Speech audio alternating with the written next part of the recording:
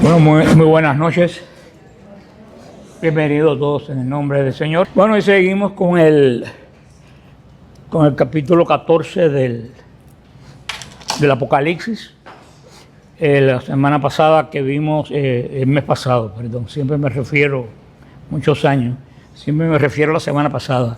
El mes pasado vimos cómo Juan nos reveló la última de las bestias, pero nos reveló de cierta forma entre el capítulo 12 y el 13 nos reveló una trinidad maligna de enemigos que enfrentaban a la iglesia primitiva.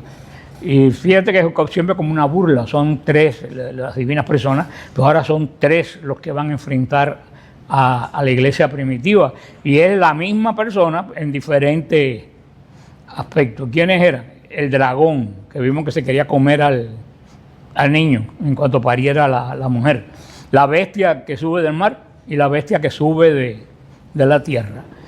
Podemos decir que es la misma, son tres personas diferentes y la misma sustancia, porque es el demonio el que está detrás de estos tres. Así que vemos cómo el demonio, como decía el difunto Abelardo de la Renovación Carismática, el esposo de Pupi Mendizábal, decía que el demonio es la mona de Dios, porque siempre el demonio imita a Dios. Pero como siempre los monos imitan a las personas, pero siempre lo hacen, pero grotescamente. Nunca le sale igual que una persona. Los monos hacen imitaciones, pero que le dan risa a uno, porque son grotescas. Y dice que por eso que el demonio es la mona de Dios, porque siempre trata de imitar a Dios, pero lo que hace él es una caricatura grotesca. Nunca llega en la vida a poder imitar a Dios. Pero la iglesia de Juan se enfrenta con estos tres enemigos. Y sabe que para poder vencer la iglesia requiere la fidelidad, una fidelidad hasta la muerte requiere la iglesia en ese momento. Y la gran pregunta que tenía Juan y que tendrían los cristianos de ese momento, que se enfrentaban a la gran persecución de Nerón, la primera de las persecuciones, la gran pregunta que tenían era: ¿la iglesia va a sobrevivir a un ataque tan encarnizado? Porque fíjate, la iglesia estaba recién salida, no tenía ni 50 años de establecida.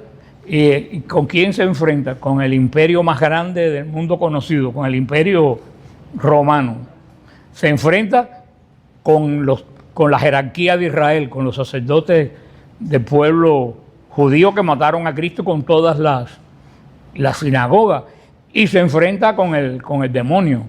Así que la iglesia naciente se enfrenta con esas tres grandes potencias, sobre todo el imperio romano, que ningún otro imperio había podido vencerlo. Y esa era la pregunta lógica: ¿puede la iglesia, con un puñado de personas que malamente muchos de ellos sabían leer y escribir, que nace de un desastre? Porque eso lo dijo el Papa Francisco y nadie lo entendió, pero yo se lo entendí perfectamente, que la cruz, y lo dice San Pablo, que la cruz para los griegos es necedad y para los judíos es un espanto. O sea, el Papa lo que dijo fue que la cruz para el mundo fue un fracaso. Y la cruz para el mundo fue un fracaso. No dice que es necedad para los griegos y herejía para los judíos. ¿Por qué es un fracaso? Porque a los ojos del mundo, ¿qué pasó en la cruz? Mataron a un señor que era el dirigente de un movimiento. ¿Y qué pasó con sus seguidores? Se espantaron y se fueron. ¿Qué cosa es eso? Si eso no es un fracaso, que vengan y me expliquen que es un verdadero fracaso a los ojos del mundo. Por eso dice San Pablo que hablarle a los griegos de un Dios crucificado es una burla, porque los dioses de ellos eran potentes, no era Zeus, esos dioses que nadie podía destruir. ¿Cómo tú le vas a hablar a esa gente que creían en los dioses que mandaban rayos y todo eso? Le vas a hablar de un Dios que termina muriendo la muerte de los, ¿cómo se llama? De los esclavos. ¿Qué Dios griego va? Por eso cuando San Pablo predicó a Cristo en el Areópago de Atenas, mientras habló de la doctrina de Cristo, todos estaban muy atentos oyéndole. Cuando dijo que se había muerto en una cruz, le dijeron: así como en otro día volvemos y te oímos, y lo dejaron. Y para los judíos, que el Mesías muriera El Mesías que venía a redimir a Israel muriera crucificado, era otro escándalo, porque el Mesías, ¿qué es lo que venía? Según su mentalidad, a quitar al César y poner a los judíos en el lugar de César y que mueren con la cruz, ni hablar para los... O sea, fue a los ojos del mundo un verdadero fracaso. Y esa era la gran pregunta de esta iglesia que tenía 50 años fundada. ¿Sobreviviremos a esto que nos viene encima? Y ahora comienza esta sección final de esta cuarta división del Apocalipsis, donde Juan, podemos decir que de cierta forma va a discutir estos temores con la gente de él. Recuérdense que esto va a estar dirigida a las 7 iglesias que vamos a visitar, si el Señor lo permite y no vuela todo aquello en octubre. Vamos a estar ahí, escrito a las 7 iglesias, esa eran la gente de él, esas eran las iglesias que estaban a su cargo. Podemos, en forma moderna, podríamos decir que esa era la diócesis de Juan. ¿Cuál era la diócesis de Juan? El Asia Menor, lo que hoy es Turquía. Esa era la diócesis de Juan. Si ustedes ven las 7 iglesias, están como una media luna cerca del mar. Éfeso está cerca del mar. Y si ustedes ven, a 1 hora y tanto por bote de la orilla de Turquía está Patmos, donde Juan estaba exiliado allí. O sea, es 1 hora. Por eso, la vez que nosotros fuimos anteriormente a las 7 iglesias, nos fuimos a Patmos, porque yo en mi mente pensaba que Patmos era parte de Grecia. Y sí, Patmos es parte de Grecia, pero yo pensaba que Patmos estaba en el archipiélago griego, ¿no? Si hay un ferry que va a Mícono, a todos esos lugares y va a Patmos, yo pensé que estaban todas las... Pues después me di cuenta que no, que Patmos está increíblemente pegada a la costa de Turquía. No sé cómo pertenece a Grecia, cómo los turcos no le quitaron a Patmos a los griegos, sería porque no le interesaba un lugar muy agreste. Pero cuando me di cuenta de eso, por eso este viaje vamos a ir a Patmos, porque en ferry es 1 hora de Éfeso, es 1 hora a Patmos. Y Juan desde ahí tenía toda su iglesia, que hace como una media luna, las 7 iglesias en la costa, y en el centro de esa media luna podemos decir que está Patmos. Además también, antes de estar en Patmos, ¿dónde él estaba? ¿Dónde vivía antes de estar en Patmos? Y después en Éfeso, que una de las 7 iglesias está pegadito a Éfeso, está pegado a la costa.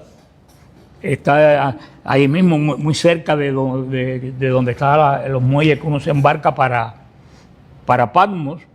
Ahora Juan, esas son la gente de Juan, a quien le escribe el libro. Nunca pensó que en un lugar que no conocía como el Nuevo Mundo, y menos en América, y menos en Miami, iba a leer su libro 2000 años después. Ahí está una de las características que yo hablaba el otro día con un protestante que me escribió, y yo le decía, ¿quién dice que el Apocalipsis, dónde dice Juan que el Apocalipsis es para la gente de América? ¿Dónde lo dice? Ninguna parte. ¿Para quién lo escribió? No, que lo escribió específicamente para las 7 iglesias, no le escribió ni para Roma, le escribió para las 7, una carta que se sentó, una revelación que tuvo, que se sentó, las escribió y las mandó a sus 7 iglesias que estaban pegaditas ahí. Juan no había la más remota idea de que había otro mundo, que iban en el otro mundo iban a estar leyendo ¿cómo digo ustedes? Que de aquí a 500 años descubran un planeta por allá por Plutón y que estén oyendo esta clase. Ustedes se ríen, pero eso fue lo que le pasó a Juan. Con menos probabilidades. Juan estaba escribiendo una carta cuando no había comunicaciones ninguna, para mandársela a una gente que estaba en la esquina. Y como yo le decía, la carta a los Corintios, aquí, ¿para quién va? ¿Para toda la iglesia? Para los Corintios. Y yo le decía a ese protestante, ¿quién dijo que el Apocalipsis y que la carta a los Corintios y que los Gálatas y que todas esas cartas eran para toda la iglesia? Si no están destinadas a toda la iglesia. ¿Quién lo dijo? Y ahora se lo digo a ustedes, ¿quién lo dijo? ¿Quién lo dijo? Están como los protestantes. La iglesia. La iglesia fue quien le dio características universales a estas cartas. ¿Y qué iglesia va a ser? ¿La de Cash Luna? La única que existía. O sea, que ellos quieranlo o no lo quieran, están aceptando la autoridad de la iglesia católica. Porque si la iglesia católica está equivocada, entonces ¿quién me quita a mí que estas cartas son una locura de Juan, que no tiene nada que ver con nosotros? ¿Quién me lo garantiza? ¿Dónde dice el Evangelio de San Mateo que es de Mateo? ¿Dónde lo dice? En ningún lado. Mateo no lo firmó. ¿Y el de Marco? El único que dice que es de Lucas es el de Lucas, que dice en la introducción, yo, Lucas, te escribo a ti, y él dice que es de Lucas. Y el de Juan sabemos que es de Juan porque él lo dice, cuando habla que salió sangre del costado de Cristo. Él dice, quien lo vio, da testimonio de ello. Y está escribiéndolo Juan, así que si él dice, yo lo vi, sabemos que el Evangelio de Juan es de Juan, pero el de Mateo no dice que es de Mateo, porque el resto de los protestantes saben que es de Mateo, porque lo dijo la iglesia. Y si la iglesia se equivocó, como ellos dicen, ¿quién quita que nosotros hayamos votado los buenos y que los apócrifos sean los buenos y que entonces los malos sean estos? Si la iglesia está equivocada, ¿quién quita la posibilidad? Porque si la iglesia se volvió tan mala con Constantino, y esto se definió 40 y pico años después que se murió Constantino, y la iglesia ya estaba podrida, ¿quién quita que estos libros son buenos? A lo mejor los malos son los que quitamos. Y ahora sí tenemos un tremendo enredo. Porque ¿quién garantiza que esto es palabra de Dios en la iglesia católica? Si tú quitas la iglesia católica, nadie puede garantizar que la Biblia es palabra de Dios. Porque ¿quién me dice a mí que el Antiguo Testamento vale para nosotros si el Antiguo Pacto se acabó? La gente no se pone a pensar eso. En los primeros años de la iglesia hubo una gran discusión porque muchas personas no querían que se usara el Antiguo Testamento. Ellos decían que eso era una alianza que se había acabado y que si se acabó el culto de la alianza, si se acabó el sacerdocio de la alianza, si se acabó las profecías de la alianza, ¿por qué íbamos a seguir con los libros de la antigua alianza? Y si tú vienes a ver, tiene lógica, ¿no? ¿Qué es lo único que ha quedado de la antigua alianza? El Antiguo Testamento. Todo lo demás se acabó, liturgia, sacerdocio, todo lo demás, leyes, todo se acabó. ¿Quién fue quien dijo, no? La antigua, la escritura es palabra de Dios, tanto la de antes como la de ahora, y la vamos a respetar? Fue la iglesia quien decidió poner el Antiguo Testamento junto con el Nuevo. Por eso es que la iglesia conforma la Biblia en el 342 de nuestra era, mucho después que se había muerto Constantino. El Papa Dámaso une el Antiguo con el Nuevo, porque hasta ese momento en la mayoría de los lugares el Antiguo no se leía, nada más que se leía el Nuevo. O sea que te vuelvo a decir, si la iglesia católica, como dicen los protestantes, la fundó Constantino y se corrompió con Constantino, ¿de dónde tenemos seguridad que esta palabra de Dios es buena? Ninguna. Porque el Señor no dejó ninguna lista de qué libros eran buenos y qué libros eran malos. Es que lo único que sabemos de Cristo escribió fue cuando escribió con el dedo en la arena, para cómo nadie sabe qué escribió. Porque Cristo nunca escribió nada, ni la Biblia dice en ningún momento que Cristo haya escrito nunca nada. O sea, son cosas que te lo voy a decir muchas veces para discutir con los protestantes. No hace falta teología. ¿Tú sabes lo que hace falta? Sentido común. Porque ellos carecen de sentido común. Tengo que decir, no, San Atanasio hizo una lista mucho antes del concilio. Y yo, sí, pero te faltó una palabra antes de Atanasio. ¿Qué palabra faltó? San Atanasio, porque era un obispo católico. Vaya, es que como dijo un escritor protestante, cuando tú vas a la antigüedad, por cualquier camino que tomes, todos llegan a Roma. No hay ninguno que no llegue a... Sí, Atanasio es una lista que fue la que el Papa escogió, la de San Atanasio, porque le pareció que era la más completa de todas las listas que andaban regadas por el mundo. Entre todas las que estaban, el Papa escogió la de San Atanasio, pero en toda la iglesia no se utilizó hasta que el Papa en el concilio dijo en el 342, esta es la lista que le dijo a San Jerónimo, traduce que esta es la lista que usa la iglesia. Hasta ese momento, San Atanasio era una lista de Alejandría, como la lista de los etíopes. Los etíopes tienen una Biblia del Antiguo Testamento, tiene como 70 libros del Antiguo Testamento, porque tiene una cantidad de libros apócrifos que ellos los tienen como bueno.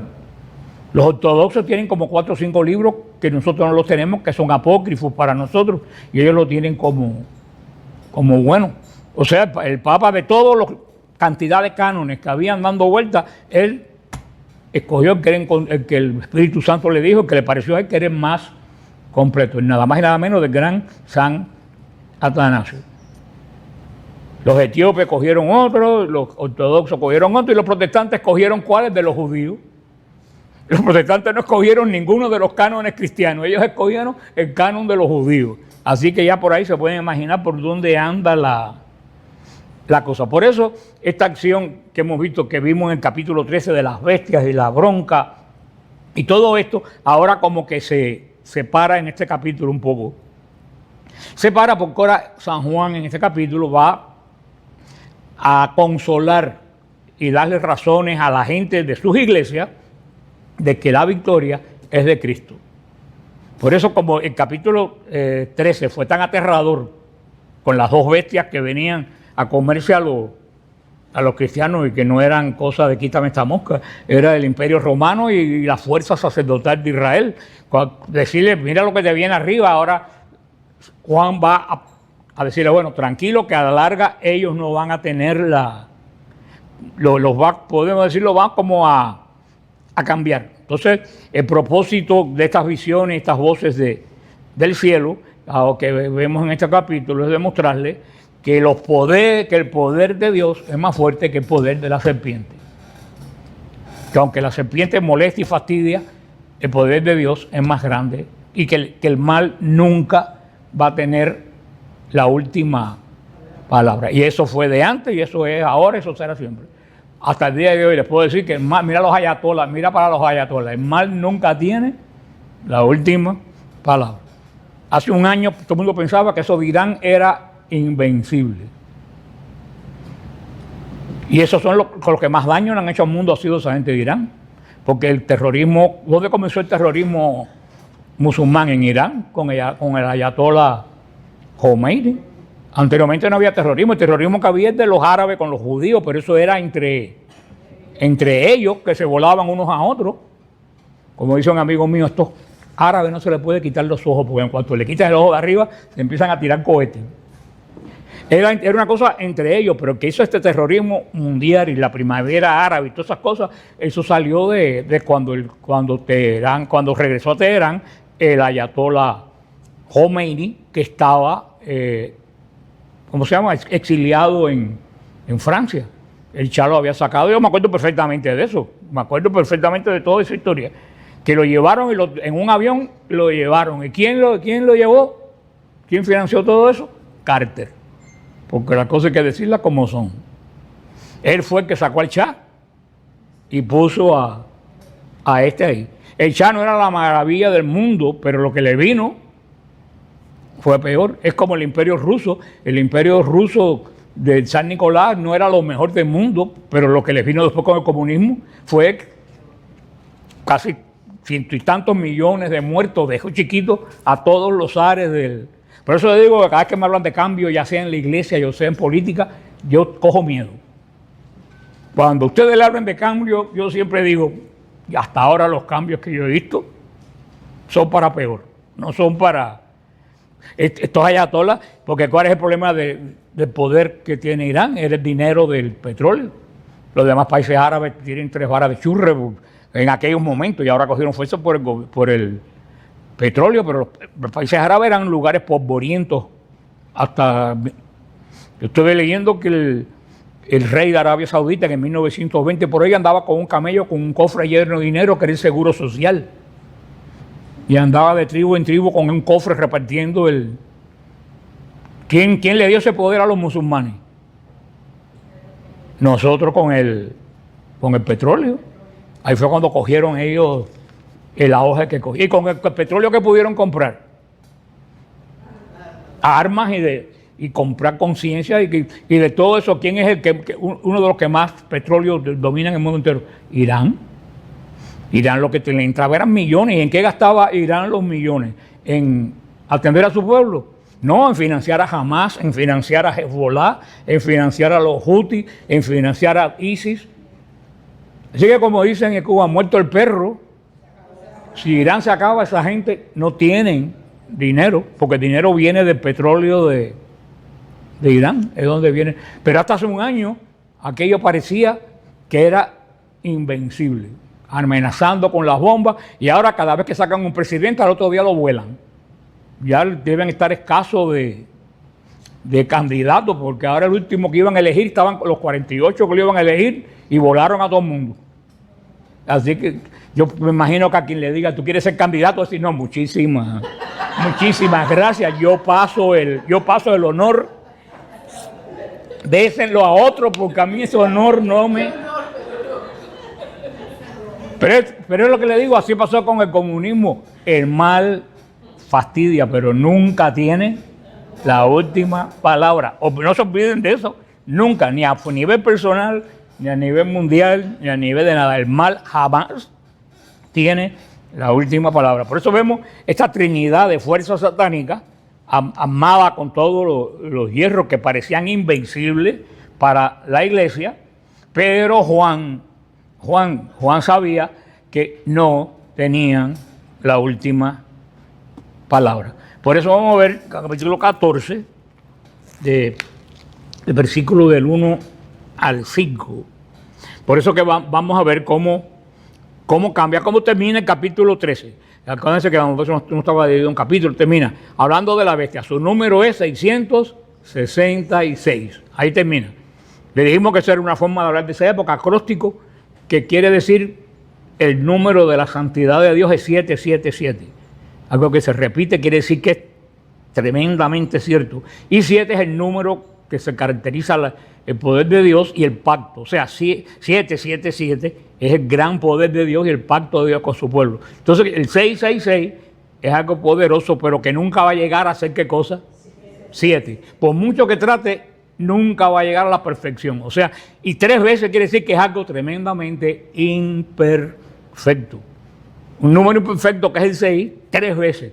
Ponle el puño que es algo tremendamente imperfecto. Esa es una de las bestias, una de las que más va a fastidiar. Esa es una. Ahora inmediatamente todo cambia y dice, entonces en la visión el Cordero estaba de pie sobre el monte Sión y con él 144,000 que llevaban escrito en la frente el nombre de él y el nombre de su padre.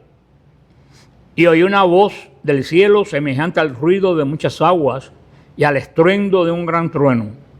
La voz que oí era como el canto de citaristas que tañían sus cítaras, cantando un cántico nuevo delante del trono y delante de los 4 seres y de los ancianos. Y ninguno podía aprender el cántico más que aquellos 144,000 que fueron rescatados de la tierra. Estos son los que no se mancillaron con mujeres, porque son vírgenes. Estos son los que siguen al Cordero a donde quiera que va. Estos han sido rescatados de entre los hombres como primicias para Dios y para el Cordero. Y no se halló mentira en su boca. No tienen mancha. Mira qué belleza. Mira cómo Juan prepara, después de todos los horrores que le vieron, que es la visión, vuelve a qué les recuerda esta primera parte del 1 al 5. ¿A qué les recuerda? Al Cordero de pie del capítulo 5. Cuando Juan vio la visión, ¿se acuerdan que estaba el Cordero en el medio ante el trono de Dios y estaban los 4 seres vivientes y los 24 ancianos? La adoración celestial. El Señor le dice a Juan, acuérdate lo que viste al principio de todo esto. Le dice, acuérdate el poder que tuviste al principio de la visión. ¿Qué fue lo que vio? La adoración en el cielo. Les recordó lo que Juan vio para que lo pusiera en contraste con la mugre que ve en la tierra, para que vea los dos contrastes. Nada más que hay 2 formas de vivir, estando con los ojos puestos en el cielo o con la mugre de la tierra. Créanme, en este momento no hay más que ninguno. El cristiano que camine mirando para lo que pasa alrededor es como para volverse loco. El único cristiano que puede caminar en victoria como esta gente es mirando para ¿dónde? Para el Cordero puesto de pie. Y aquí sobre el monte Sión lo ve Juan, sobre el monte, sobre la cumbre de Jerusalén, el monte donde estaba el palacio del rey, donde estaba el que gobernaba. Es donde Juan lo ve. Juan nos presenta a los paganos furiosos contra Cristo, contra la iglesia, rebelándose contra la divinidad de Cristo. Pero ahora les dice, yo por mi parte he puesto mi reino en el monte Sión, que ese era el centro de la victoria de los judíos hasta el día de hoy. Vemos en oposición las bestias que suben del mar y de la tierra. Estas vienen caminando, ¿no? Están subiendo. Aparentemente da la impresión de ser bestias que son un poco lentas, porque no vienen muy rápido, vienen subiendo.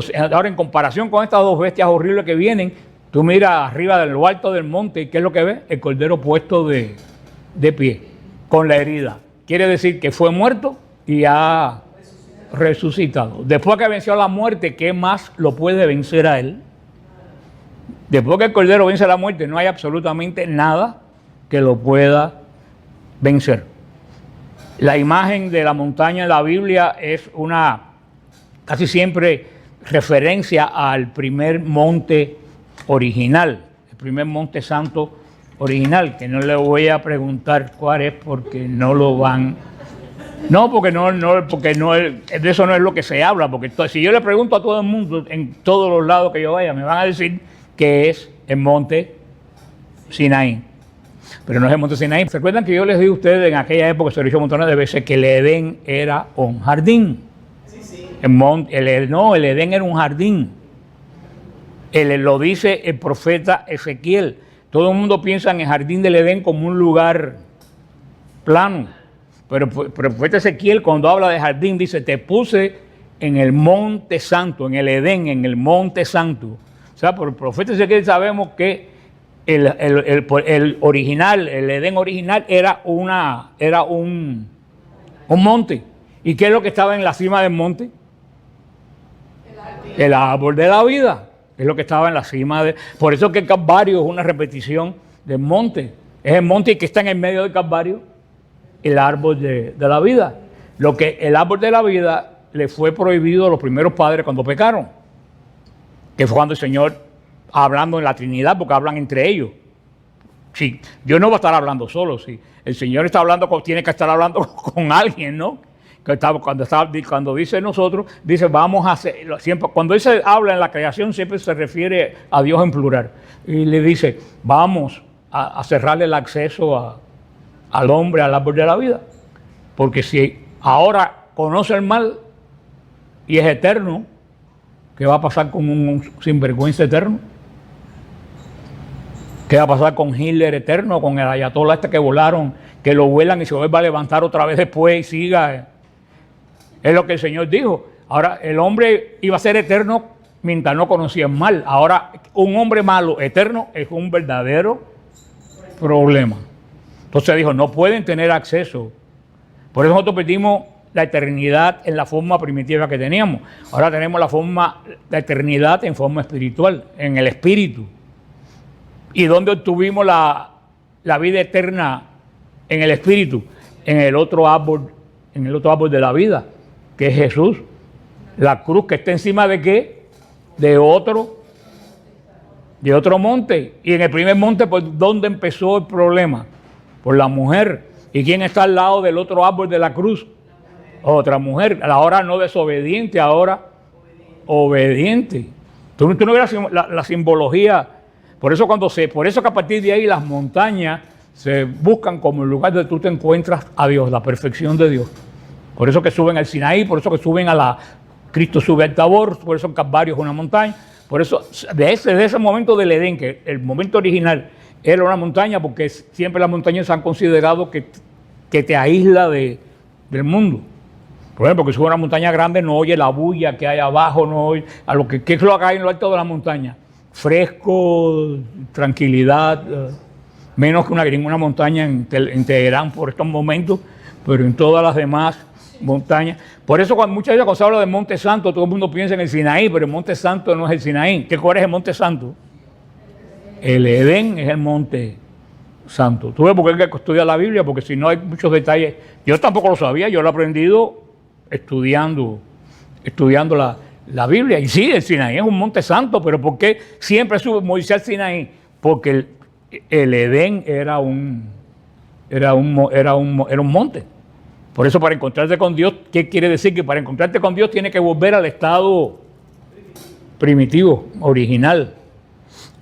Por eso Elías, cuando estaba huyendo de Jezabel, que tenía que encontrar pájaros, ¿dónde se fue? A Monte Oreb. ¿Y quién se le manifestó allí? Dios. Siempre Dios se manifiesta en las montañas. Y al final del Apocalipsis vamos a ver que aparece de nuevo el monte del Edén con el árbol de la vida en el medio.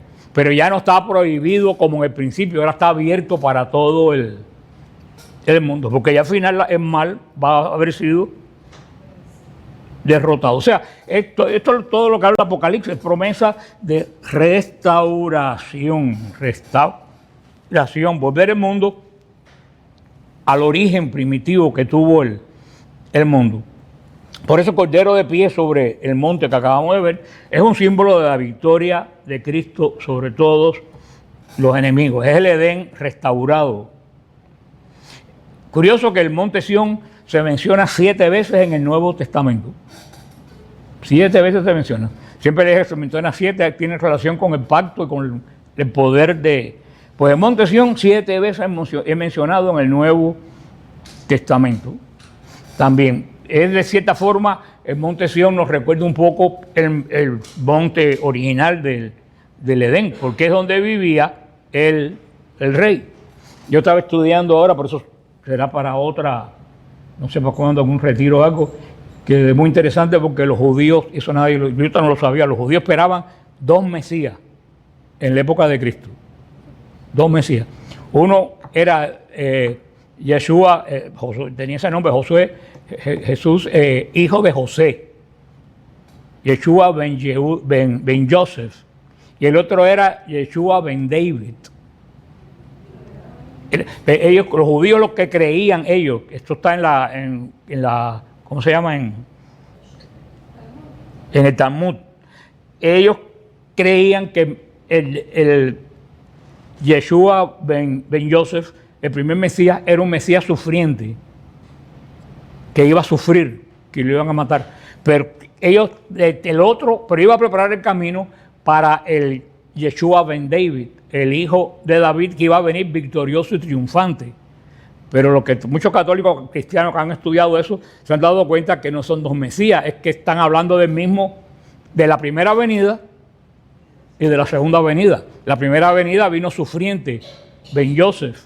Y fíjate que se llama, como se llama el padre de Jesús, José. Ahora el segundo viene triunfante como rey, por eso es Ben David, hijo de... Y por eso es que Jesús, ahora todo esto lo he estado estudiando en estos días, por eso es que Jesús nunca se deja llamar Mesías.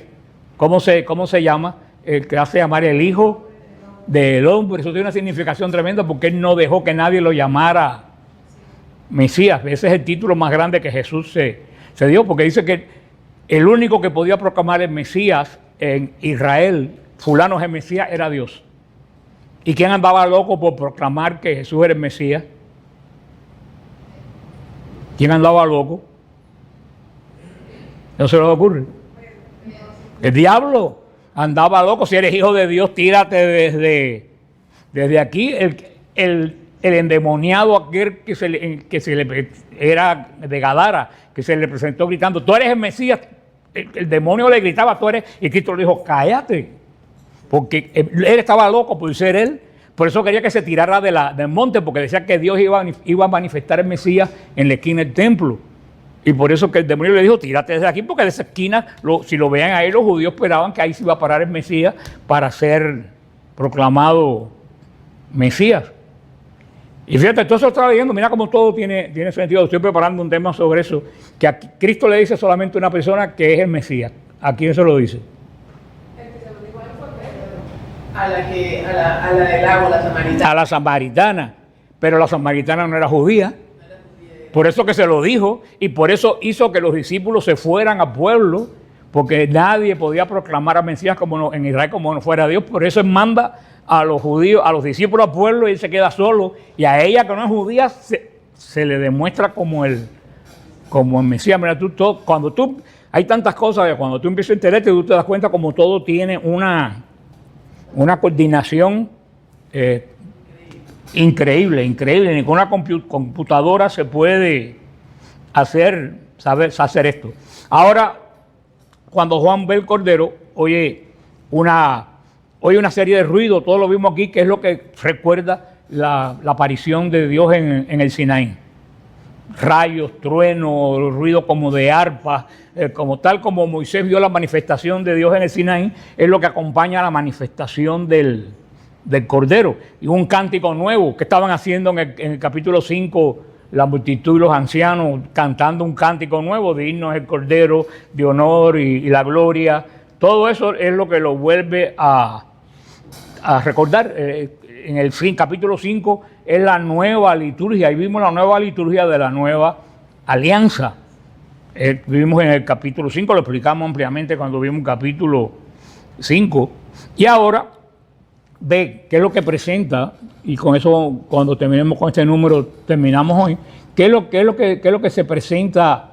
Aparece aquí este número que es el que ha dado también de correr ríos de tinta. ¿Quiénes aparecen? Los 144,000. Hay dos, se le voy a dar desde dos puntos de vista. Dice, a ver,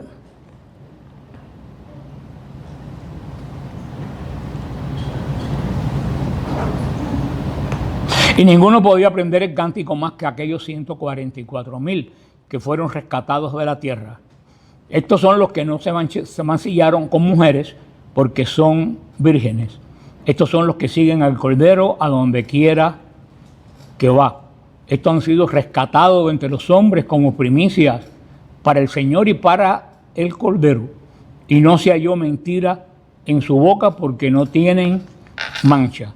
Aquí tenemos que ver ahí se basa la doctrina de los testigos de Jehová, ¿no? Ellos dicen que los fundó Russell, dijo que solamente habían 144,000 que iban a ser salvos, según este número, y que esos 144,000 iban a ir al cielo a gobernar con Cristo. Cuando se cumpliera el número de los 144,000, ya Cristo va a venir. A principios del siglo XX se cumplió el número de los 144,000 y Cristo no vino. Después dijeron que no, que se habían equivocado, que era hasta que se muriera el último de los 144,000. Y el último de los 144,000 se murió como en 1972. Murió el último. Que ahí tuvieron una gran crisis porque si ya no había ninguno de los 144,000, ¿quién los iba a dirigir? Tuvieron que hacer las elecciones que hacen ahora, dijo que no lo elegía el Espíritu Santo, que lo elegía el Espíritu Tanto, porque el que más eso para que, y la gente viendo eso más, toda la cantidad de estupideces que han dicho que no se han cumplido, siguen atrás de ellos. Y ahí está la gran... y lo mejor del caso es que los únicos que podían comulgar la cena pascual, lo único que la podían hacer eran los 144,000. Ahí yo le pregunté, bueno, ¿y por qué nada más que hacen la cena pascual, el pan y el vino, el jueves santo? Es el único día que lo hacen. Pero entonces, ¿sabes lo que hacían? Como solamente podía comer los de los 144,000, los demás lo miraban y lo pasaban. Y lo miraban y si no había nadie de los 144,000 en la congregación, pues todo el mundo lo pasaba y lo miraba y lo volvían a... Yo le dije, mira, ven para mi iglesia, que ahí no importa los números, puedes convocar el día que a ti te dé la gana. Que, pues, esas cosas que hacen la gente y que la gente sigue siguiendo a esos delincuentes espirituales con los 144,000. Entonces después de ahí inventaron la doctrina, porque claro, si era 144,000, pues entonces ya después no tiene gracia que entre más nadie, ¿no? Si, ¿para qué tú vas a entrar si ya se cerró el número? Y eso se cerró en los años 30 y pico, ya había 144,000, ahora son 6 millones. Y entonces dijeron que no, que el problema es que los 144,000 se van a ir al cielo a gobernar con Cristo. Y todos los que entren se van a quedar en la tierra. No va a haber mal, no va a haber nada, van a pasar según la atalaya. ¿Ustedes han visto las atalayas? Que tienen a la gente con cara de bobo peinando conejos. ¿Ustedes no lo han visto? Y recogiendo flores. ¿Ustedes no han visto las atalayas? ¿Ustedes no lo han visto? ¿Cómo pone el paraíso? Gente con conejos cargados, niñas recogiendo. Yo le dije, no, hijo, yo no quiero pasarme mi eternidad peinando conejos. Yo pasarme la eternidad cargando un conejo y peinándolo. Pues le dijeron que eso se va a quedar en una tierra nueva. Por eso yo escribí un artículo que dice no te vista que no vas. Y lo puse en internet, porque si tú eres de los 144 ni te vistas porque tú no vas a ningún lado. Tú te vas a quedar aquí. Y ellos saben que no tienen pase para el más allá. Pero sobre todo hay algo, porque ellos son fundamentalistas. ¿Qué es lo que quiere decir fundamentalista? Si aquí está escrito, es ahí. No se puede. Claro, eso hasta que tú llegas a donde Cristo dice, esto es mi cuerpo. Cuando usted dice, no, eso es simbólico. Digo, entonces, eso es simbólico, pero lo demás es, María tiene hijos porque dice hermano, pero y hay que estar lo que está escrito, pero aquí que dice que son vírgenes, que Cristo esto es mi cuerpo, no, esto es simbólico. No. Yo además, le dije con muy malas intenciones, y los 144 primeros de todos ustedes eran vírgenes. Y me quedó así, dice, no, había gente casada, digo, pero entonces no son, porque aquí dice que como son los 144,000. Son vírgenes, y la inmensa mayoría de los 144,000 no eran vírgenes, así que vamos a ver que tampoco los 144,000 son los 144,000. Claro, yo se lo dije a ellos porque ellos no te pueden decir que esto de virginidad es simbólico, porque ellos dicen que si está escrito, porque si yo le digo, mira, esto dice el Apocalipsis 14, que los 144,000 tienen que ser vírgenes. Entonces ellos me dicen, no, eso es simbólico. Bueno, entonces cuando dice los hermanos de Jesús, es también. No, ¿y qué tú te basas? ¿Qué regla hay para decir qué es? Ese es un truco de apologética para quitar a alguien. Por supuesto que este número es simbólico, pero ellos no aceptan que la Biblia es simbólica. Ellos aceptan que la Biblia tiene que ser tal como está. Si dice hermano, es hermano. Tiene que ser. ¿Y aquí qué es lo que dice? Vírgenes. Los 144, primero que todo, tenemos que ver que 144,000 es un múltiplo de 12. Y 12 a qué nos hace. Acuérdate que Juan juega mucho con los números. 12 nos hace referencia a qué? A las 12 tribus de Israel y a la iglesia, a los 12 apóstoles. O sea que 144,000 es un múltiplo de 12 por 12,000. O sea, quiere decir el pueblo de Dios, tanto de la antigua como de la nueva alianza, pero magnificado, multiplicado por 1000, que era el número máximo que conocían los judíos. Los judíos más allá no sabían contar. Ellos decir 1000 es como para nosotros decir 1,000,000. Dice, ¿quiénes fueron? No, fueron como 1,000,000 de gente. Ya tú sabes que fueron. Es para ellos el número 1000. Por eso 12 por 12 por 1000, 12 de las tribus de Israel, 12 de la iglesia, multiplicado por un número es infinito. Esos son los redimidos por el Cordero. Ahora, tanto los 12 de Israel como los 1000 de los 12 de la iglesia, ¿qué características tienen? Son vírgenes. ¿Qué es lo que se llama la virginidad cuando se habla espiritualmente en Israel? Aquellos que nunca se han ido detrás de otro Dios.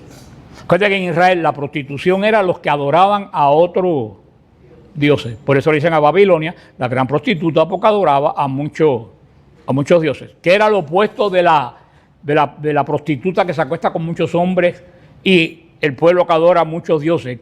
¿Qué cosa es lo opuesto? La virgen que nunca ha conocido a ningún hombre. Esa es la gran.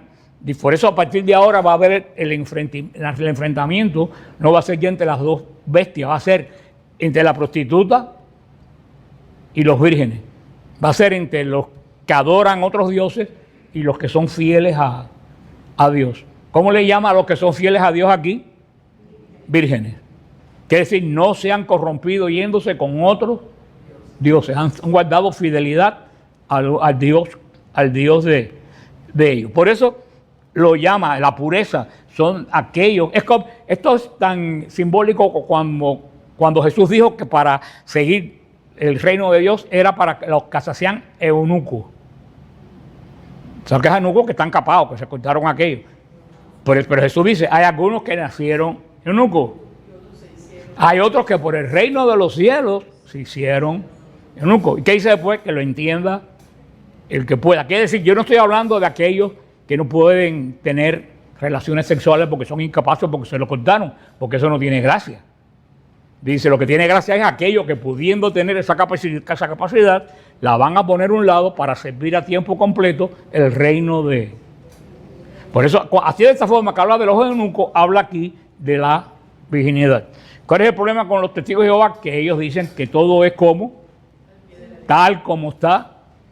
Porque si ellos aceptan que hay algo que es simbólico, ahí tú te lo tragas con los hermanos Jesús y con todo lo demás. Porque no hay una regla definida de qué cosa es simbólica y qué cosa es real. Como ahí es donde tú los matas a ellos. Por eso, estos que siguen, hemos visto la palabra de eso para referirse a Israel mientras seguía a Dios como virgen, y cuando los profetas se ponían bravos con Israel, ¿cómo llamaban a Jerusalén? Prostituta. La que te acuesta con todos los dioses. Eso lo vamos a ver cuando veamos a la prostituta de Babilonia. Una de las características lo vemos en Éxodo 19:15. En Éxodo, porque esto estaba llamado sobre todo para los que iban a servir de una forma particular a Dios. En Éxodo 19:15 dice, y dijo Moisés al pueblo, estén preparados para el tercer día, no toquen mujer. Le dijo el Señor. O sea, al tercer día se iban a encontrar con Dios en el monte. ¿Y qué le dijo el Señor a Moisés? Que se abstengan, los que van a subir a encontrarse con Dios, que se abstengan de tocar mujer. Y en primera de Samuel 21, del 4 al 5, primera de Samuel 21, del 4 al 5, donde dice, el sacerdote respondió David y dijo, no tengo pan común a la mano, solamente tengo pan sagrado, pero lo daré si los criados se han guardado a lo menos de tocar mujeres. Y David respondió al sacerdote y le dijo, en verdad las mujeres han estado lejos de nosotros. Cuando yo salí, ya los vasos de los jóvenes eran santos, aunque el viaje era profano. O sea, David estaba en una misión especial de batalla contra Saúl. Y le dice, tú no puedes comer del pan si has tenido fornica. No estoy hablando de matrimonio, estoy hablando de los soldados andar de rumba porque cuando la contaminación viene cuando con quien tú tienes relación no es tu mujer o tu marido. Es cuando viene la contaminación. Pero ahí vemos que cuando no puede comer del pan si no son puros, le dijo, no, mis soldados se han abstenido de mujeres porque estamos en esta visión de... Sabemos cómo los que, desde el Antiguo Testamento, todos los que han sido llamados para tener una batalla, llamados para tener una batalla especial por el Señor le ha dicho que tiene que apartarse de tener una pareja, mujer o hombre. En ese momento era la mujer porque eran los hombres porque ni remotamente una mujer iba a salir a fajarse con las mujeres cuando eso tenían otro papel, pero los que son llamados, por eso el Señor dijo que va a seguirme a mí de una forma especial, de sacerdote, de una consagración religiosa, tienen que dejarlo todo atrás. Eso no es para todo el mundo porque si no la iglesia se hubiera acabado en el primer siglo, es para aquellos a quien Dios llama, pero aquí está yendo un poco más allá. Aquí fíjate que está diciendo que en su boca no se encuentre mentira. Esos 44 dice al final que en la boca de ellos no puede haber mentira. Si que si ustedes han sido mentirosos, olvídense que ustedes no se van en los 144,000. No, se lo digo jugando para que después no vayan. Además tenemos la confesión. Pero fíjate lo que dijo, los que siguen a Cristo no pueden tener la mentira en su boca. Porque la mentira, ¿quién es el padre de la mentira? Satanás. El que sigue a Cristo no existe en el cristiano eso que dice que come santo y escupe diablo. Hay gente que dice, no, el que come santo tiene que escupir santo. El que escupe diablo es porque comió diablo. Ahora tenemos la buena noticia que esta gente no tenía. Tenemos la confesión. Para eso el Señor nos la dejó todos los días.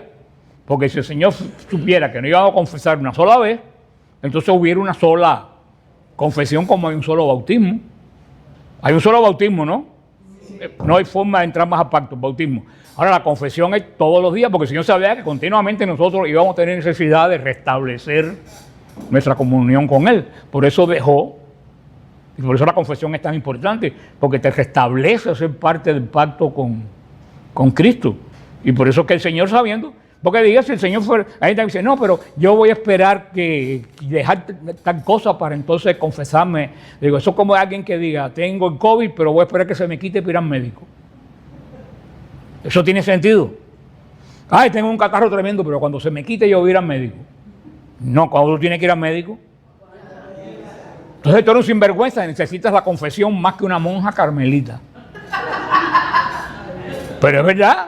La monja carmelita puede esperar 10 años para confesarse, pero un sinvergüenza es el que necesita más rápido, y casi siempre los sinvergüenzas son los que dicen, no, más adelante, después que yo cambie tal situación, más nunca la vas a cambiar. Tienes que ir y soltar el saco lo más rápido posible. Y esto es lo que se refiere el Apocalipsis, el ejército del Cordero, reunido a él sobre el monte Sión, la guerra. Tenemos las bestias viniendo del Imperio Romano y de los sacerdotes de Israel, toda esa cochiquera que venía, y en contraposición a eso. Creo que tenemos Cordero en lo alto del monte Sión, con un ejército donde todos nunca se han ¿cómo se llama?, mezclado con otro Dios que no sea, y si se mezclaron en algún momento, han encontrado la reconciliación pero en el monte Sión con los corderos no se puede estar con el Dios y con el diablo. Por eso el Señor dijo que no se puede servir a dos dueños, porque vas a servir a uno bien y a otro mal. Uno tiene que escoger. El Señor es excluyente, o todo o nada. El Señor no dice, no, cojo un pedacito del año que viene y te doy el otro. No, ahí no va la cosa. Y aquí en esta parte es como un cántico de esperanza a toda esta gente que estaban rodeados de cosas tan feas. Le dijeron, tienes otra visión. Eso es, y claro, también van a ver de Israel, porque son 12 de la antigua alianza y 12 de... ¿Quiénes son los de Israel? Aquellos que guardaron la ley antes que viniera Cristo. A los que guardaron la ley antes que viniera Cristo, pues ¿dónde Dios los va a juzgar? Por la ley. Porque si no conocieron a Cristo, ¿cómo Dios los va a juzgar por el Evangelio? Si nunca lo conocieron. Hubieron gente en Israel que fueron muy buenos. María, ¿qué cosa era María? Ana, Simeón, Zacarías, Isabel, la reina Esther, la jueza Débora. Cuánta gente santa, Moisés, cuánta gente santa no hay en el Antiguo Testamento que guardaron. Esas son parte de los 12,000 con los 12,000 de la iglesia, que desde el primer, de hecho esa fue terminando, los dos grupos se parecen bastante, porque en la antigua alianza, ¿quién era la esposa de Dios? Israel, era la esposa de Dios. ¿Quién es la esposa de Dios en la nueva alianza? La iglesia. ¿Qué Dios le exigía a Israel? Fidelidad. ¿Qué le exige Dios a la iglesia? Fidelidad. Si ustedes ven, es el mismo patrón, solamente que ellos lo guardaban porque se lo habían mandado. Y nosotros lo guardamos porque el Señor nos los ha dicho que si queremos agradarlo, entonces todos los que siguen viven en la verdad. Entonces el dragón y las dos bestias, ¿qué cosa es lo que es? Engañador, calumniador y padre de la mentira. Así que cuando tú ves a alguien que no diga la verdad, que calumnie, ese ya tú sabes de qué parte del ejército está. Aunque esté dentro de la iglesia, en un grupo y donde sea. O sea que dentro de la iglesia está sembrando cizaña, está sembrando calumnia por muchos rosarios, escapulario y qué sé yo que tenga. Ese es del bando del dragón o de las dos bestias. porque los bandos están definidos. Uno que es profundamente mentiroso y difamador y otro que es santo. Ahí es donde está la gran característica. Y les recuerda en esto que vemos, les recuerda a la iglesia primitiva que hay algo más allá de la batalla. ¿Qué es lo que se ve en la batalla? Muerte, sangre, gente con las tripas afuera, cosas feas. Sin embargo, cuando tú miras al Cordero en el Monte Sión, ¿qué es lo que tú ves?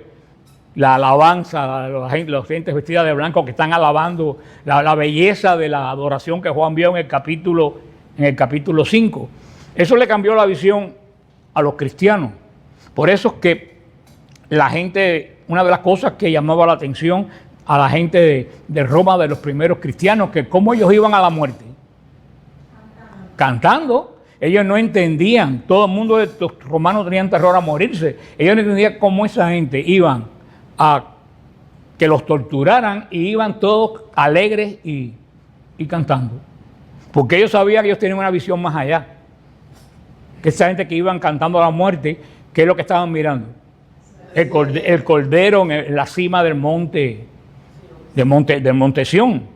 Por eso que vemos que tantos jóvenes, niños, mujeres recién paridas, ancianos, todos iban, asombraba a la gente por la alegría que iban a la muerte, porque ellos tenían los ojos puestos en el cielo. Eso es lo que dice Hebreos 12, 22, que nos da una descripción, dice Hebreos 12, 22.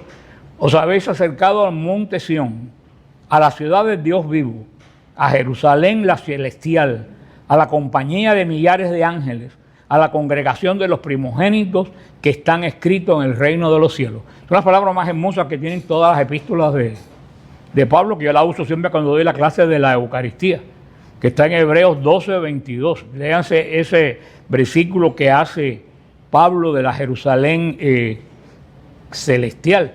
Y esa es la visión que tenían estas personas, miraban más allá del mundo, no tenían la vista puesta allá en el mundo. Esa gente iban ya mirando el cielo. Hay que leer las cartas. San Ignacio era el obispo de Antioquía, por supuesto, que uno del segundo sucesor de Pedro, porque Pedro fue antes de irse para Roma, obispo de Antioquía. Y ya muy mayor, los que tuvimos, ustedes tuvieron, él sí, ¿verdad? Cuando estuvieron en Antioquía. De los viajes a Turquía, yo no sé los que fueron y no. Y Diana también y mi hermana, tú no tuviste en el viaje, sí. Y ustedes también. Bueno, a ver, más fácil, levanten la mano los que estuvieron en el viaje a Turquía, que fuimos a Antioquía. Ya, porque hay otro viaje que hicimos que no fuimos a Antioquía. Por eso que estoy preguntando, porque a mí todos los viajes se me juntan todos. Nosotros estuvimos en el mismo lugar donde San Ignacio de Antioquía daba las misas y bautizaba. Que era el mismo lugar donde Pedro daba las misas y está todavía, ¿se acuerdan? Del lado de acá está el agua. Corre todavía el arroyo dentro de la cueva, que es donde Pedro y donde San Ignacio bautizaban a los cristianos de Antioquía. Fue una bendición poder ir. Ya ahora no se puede ir para ahora porque Antioquía está a menos de 2 kilómetros de Siria. Ahora se llama la iglesia de Pedro. La iglesia de Pedro. Por eso cuando fuimos, yo no le dije nada, pero cuando fuimos nos fueron escoltando la policía. Cuando se acuerdan, fueron los jeeps de la policía, o sea que nos metimos ahí yo no le dije nada para que no se asustaran, pero mereció la pena ir a San Ignacio. Era tan importante que lo condenaron a muerte y lo llevaron a morir a Roma. Quisieron dar el espectáculo de ver a un sucesor de Pedro, de una de las iglesias más importantes, morir comido por los leones. Y él estaba muy viejito. Entonces ellos fueron parando en diferentes ciudades, porque acuérdense que eso era caminando, ¿no? Hasta Roma. Y él, donde quiera que paraba en una comunidad que había una iglesia, le escribía una carta a la iglesia. Por eso que estas cartas de San Ignacio de Antioquía son dignas de que todo el mundo las lea, están en el internet, porque él va marcando todo su camino, va dándole consejos a las iglesias donde él... Y ahí tú ves como ya en el año 107 es el primero que menciona a la iglesia católica, es el que le puso nombre, de hecho, a la iglesia católica. Pues San Ignacio en el año 107 menciona que no es fiel al obispo, al presbítero y a los diáconos, no es miembro de la iglesia. O sea, ya se ve que en el 107 había una jerarquía ya establecida. Llama a Roma la primera de todas las iglesias del mundo. O sea, hay una cantidad de datos, habla de la Eucaristía, dicen que no come el cuerpo y la sangre de Cristo, no va a resucitar en el último día. O sea, cuando tú lees, muchos de los que se han convertido protestantes al catolicismo se han convertido por leer las cartas de San Ignacio. Porque cuando tú lees las cartas de San Ignacio te das cuenta que la iglesia, esa del año 107 de nuestra era, todas las características es la característica de la iglesia católica hoy. Por eso es importante que todos ustedes lean las cartas de San Ignacio de Antioquía, el berraco.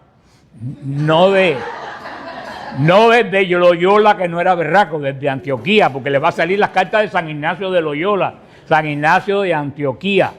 Le tienen que leerse esa carta. Esa es la base. Claro, los protestantes, como no la pueden contradecir, ustedes saben lo que dicen, que nunca existió, que son inventadas las cartas. Claro, como ellos no la pueden contradecir, pues entonces lo que hacen es eliminarla. Por eso, hasta los protestantes que estudian, los que van a los seminarios, que tienen estudios, saben que las cartas de San Ignacio es una de las principales de los padres apostólicos, porque fue discípulo de San Juan, de San Pedro y de San Juan el Bautista, digo, de San Juan Evangelista nada más y nada menos.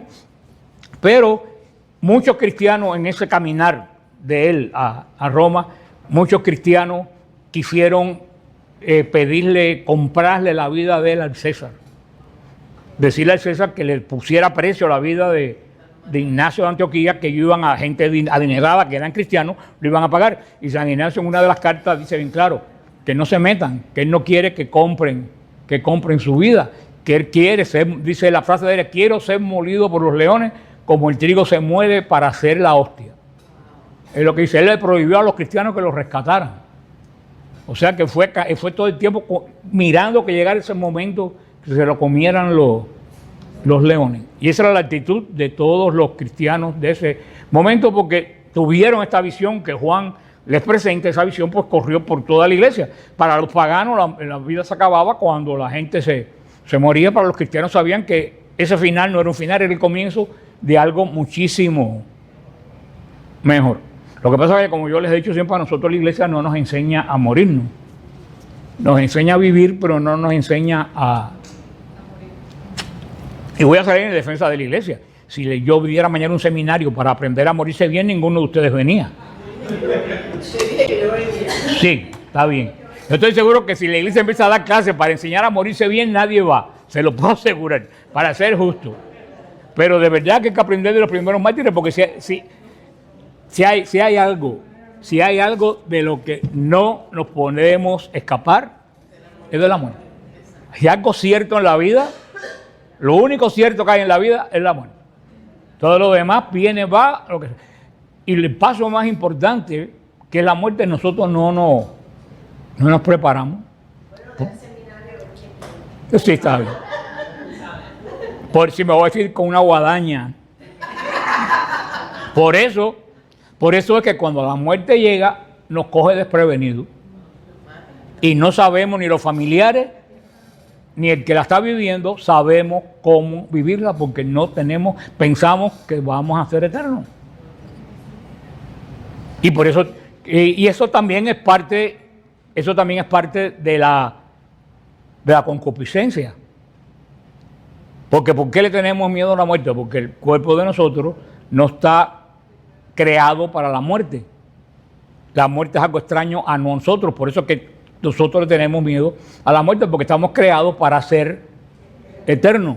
La muerte es algo ajena, por eso eso está en los cromosomas de nosotros. Fuimos creados para la eternidad. Entonces que se cese eso que tú piensas, que lo que tú tienes ahora es la eternidad, eso es lo que nos provoca el miedo. Pero entonces la forma que nos han educado, como nos educaron estos cristianos, no nos han educado para ver más allá. Entonces, hasta los que me escriben, tengo 109 años, pero quiero que ores para que se me quite la bronquitis. Yo digo, mi querida hermana, vamos a orar para que el Señor te lleve. Óyeme, eso me lo escribió a mí una señora. Ora porque mi papá tiene cáncer en el hígado y yo quiero que esté más conmigo. ¿Qué tiempo tiene? Tiene 103 años. Y yo dije, mija, eso es un egoísmo tuyo. Tu papá ya está ready para irse porque aunque esté perfectamente bien, ya está extremadamente limitado No, porque yo lo quiero tener conmigo. Si tú lo quieres tener contigo, pero fíjate que todo es yo. Yo quiero. No piensas en la otra, yo quiero tenerlo. No importa el tiempo que viva aquí, como esté, yo quiero tenerlo. No, yo no voy a orar por eso. Yo debo fuera para que el Señor se lo lleve y tenga una muerte digna.